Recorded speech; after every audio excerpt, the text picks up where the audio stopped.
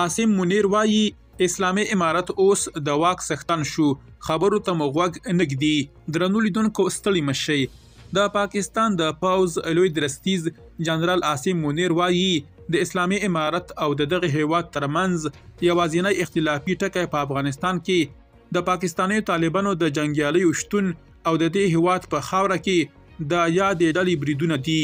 په دې لیدنه کې یو شمېر مشرانو او د سیاسي ګوندونو استازو د پاکستان د پوځ له مشرتابه څخه وغوښتل ترڅو د امنیتي ستونزو د لګېدو په اړه له اسلامي امارت سره نیغې او نانیغې خبرې وکړي. ډان د خپلو سرچینو پر بنسټ لیکلي چې عاصم منیر د دې غوښتنې په ځواب کې ویلي چې د اسلامي امارت مشران زموږ خبرو ته غوږ نه ږدي. دا په داسې محل کې ده چې د پاکستان پوځ په تیرو 2 لسیزو کې د افغانستان د تیرو واکمنیو پر وړاندې له اسلامي امارت ملاتړ کړی دی، ځکه پوځ له هند سره د حامد کردي او اشرف غني د واکمنیو له نږدې اړیکو ناخوښ و.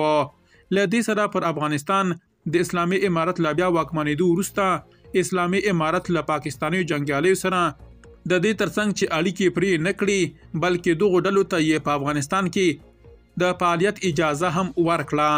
د پاکستان پوځ د پوځي او سیاسي فشارونو په ګډون د افغانستان د سرحدي سیمو په مرګونو هوایي بریدونو سره نه دی توانېدلی چې اسلامي امارت دې ته اړ کړي ترڅو د پاکستاني جنګیالیو مخه ونیسي.